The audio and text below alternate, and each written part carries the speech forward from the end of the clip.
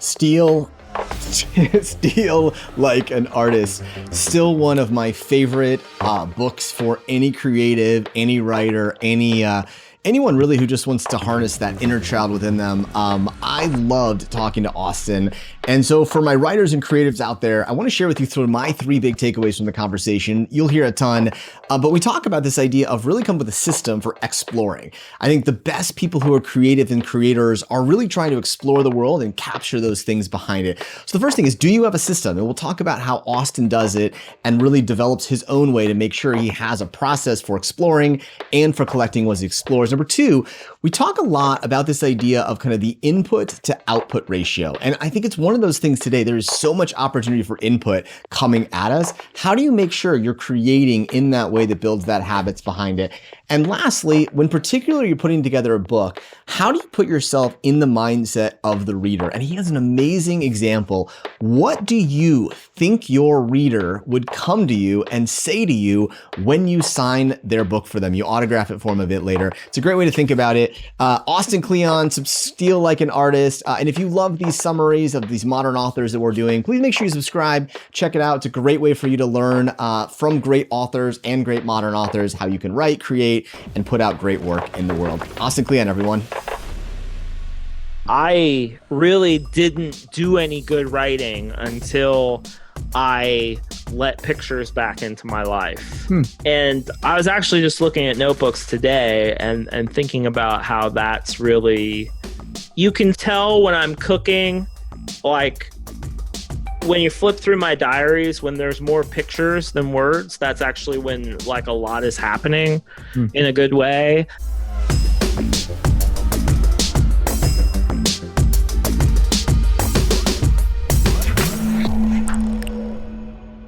Something that I believe strongly in is tidying as a procrastination method. So I like to save tidying for when I'm burnt out or impasse or something with the work. Yep. And then I just tidy till I get bored and I'm ready to work again. I like the mess because every once in a while something will butt up against something else and it'll make a third thing, which is the magic of collage and stringing things together. Make it your justification.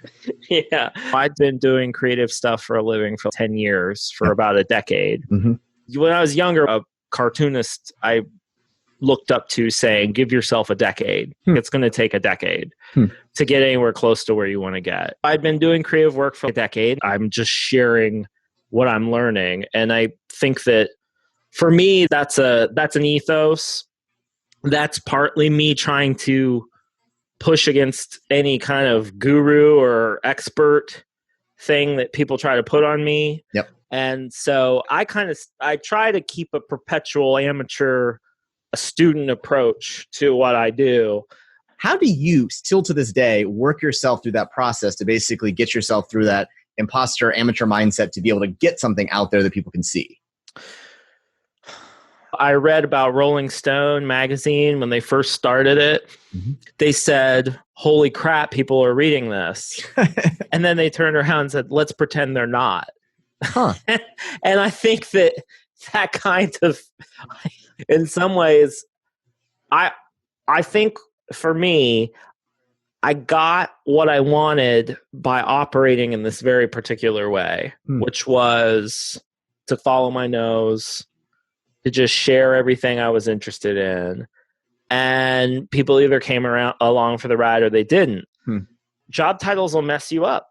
You start thinking of yourself as a very particular noun. And what will really serve you the best is thinking about your verbs, the things you like to do and the things that people are responding to. Sometimes an artist doesn't have the best, or a creative person or whatever, doesn't have the best idea what they should be doing. I think there's a dance in between what you want to do and what the world responds to, and that's your career. And doing that dance, what are you doing when your mind and your spirit, or whatever word you want to put on it, and your body seem to be vibrating?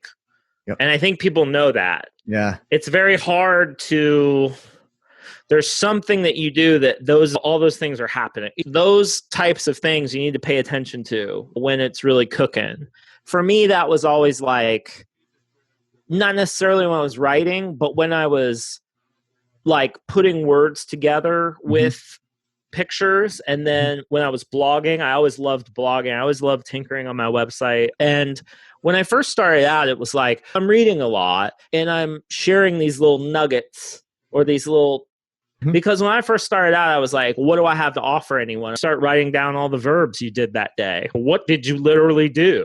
What are the actions that you took that day? He had a notebook and he set his alarm on his phone for every 15 minutes to go off, which is super annoying, but he did it anyways. He did this for 3 days. And he would write down what he was doing at that moment and how he felt on a scale of like 0 to 10. That's what he did. Right. And he did it for 3 days. He didn't look at it. He just did it and would go like that thing for 3 days. He went back and he combined those things together and looked at it. And it was super clear what he was most pissed off about. Everyone talks about the importance of writing and what do you do with them.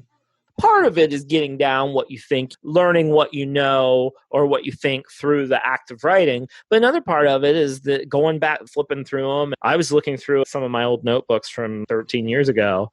I was shocked how many of the same ideas they were there. It takes a long time for stuff to come to fruition. You got to have a system for collecting things and then a system for going back through them. I would encourage people who are thinking about becoming writers. It's a rough road.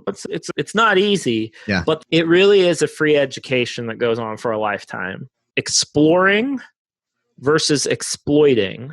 So there's modes in which we're exploring, like our learning is explorative. And then there's modes in which we're exploiting our learning. This is like execution versus like research type thing. Sometimes you're in that exploring mode and sometimes you're in the exploiting mode. I just try to schedule the exploring mode. I try to put time in the day where you go to a page and you see what happens. And that's built into the schedule. Stephen King writes for 3 hours in the morning and then he reads all afternoon. That's what he does. And the ratio of input and output for creative people it can be pretty like skewered. It's incredible just how much reading you have to do to get good stuff. So that's something to think about when you're first starting out. Is your ratio correct? It needs to at least be 1-to-1, if not 2-to-1. I would say input to output. The normal message that you hear, if you read Stephen King's book, like On Writing, he says to write a book, you got to write 500 words a day. It turns out like 25% of people seem to follow that like daily or weekly writing. Another set of people are what we call deadline writers, and they're driven a lot by, oh God, there's a deadline of something due. It's only half done when you're done. The reader makes the work come alive. The book is dead until the reader picks it up and makes it work. It's frozen. I think Margaret Atwood says it's like frozen sheet music when the reader plays it. James Clear, I think, has one. I always blank when people ask me point blank who's doing it well, but usually there's people in different fields that do it really well. Like The Rock is someone who everyone should follow. The Rock, like as Dwayne Johnson. Everyone should follow him just because I actually unfollowed him recently just because I was a little tired of the tequila pimping. But like when he was doing movies, he's just someone that's like a natural show. How much your job as a writer is to cultivate a point of view, to be someone worth reading, to make work that's worth reading. Donald Barthelme, this student came to him and was like, I don't know, this story just doesn't, and he looked at it and he's like, have you ever considered making yourself a more interesting person? It's not like you go out and get funny hats and dress in different colors. It's you have to be interested in you have to project interest out into the world and then pull it in and process it in a way that's interesting to other people. I was wondering if you had any thoughts on how to build more consistency. Wise by. I find promises, just like you say, okay, this is a daily blog or this is a weekly newsletter. Having a deadline and saying that for yourself, frequency often leads to consistency, if that makes sense. So it's just like setting a goal or setting some sort of deadline and maybe even doing it so that you're accountable to someone. I think that's I just think showing up at a certain frequency, I think that for me leads to consistency. I really didn't do any good writing until I let pictures back into my life. And I was actually just looking at notebooks today and thinking about how that's really, you can tell when I'm cooking, like when you flip through my diaries, when there's more pictures than words, that's actually when like a lot is happening in a good way. I think there's something really magical about how like you can fit 2 or 3 comic strips on one page, but then you can read the whole year. Like those Peanuts, like year-long collections for me, that is so chewy and wonderful. When I found the world of comics, I was like, okay. And even though I don't do comics now, like you might see a comic in like one of the books, I'll dump a bunch of images in the blog and then I'll write to the images. You'll do it simultaneously? I just go through my gigantic archive of stuff and I just find images that'll fit. Can you make something that connects with people? I feel like they have readers who say, you said what I always wanted to say, or you said what I've been saying for years, and now it's in a book, and so I feel validated. I think that is really the connection that people feel. Computer programmers, if you have junk code, you'll get a junk program. But now it's funny because as creative people, I'm like, the world is mostly garbage. There's a lot of garbage out there. Part of the job of the creative person is to become a refinery. Look at the fusion, then the Mr. Fusion like turns into energy. I'm like, okay, that's part of my job now, is like to look at this trash and to try to do something with it, but to also look for the good stuff too.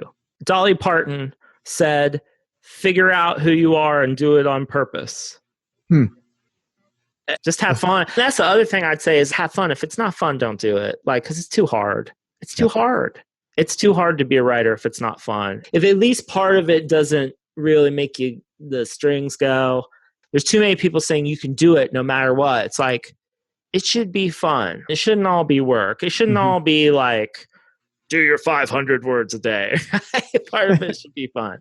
If you're not having fun with it, it's hard for the reader to have fun with it.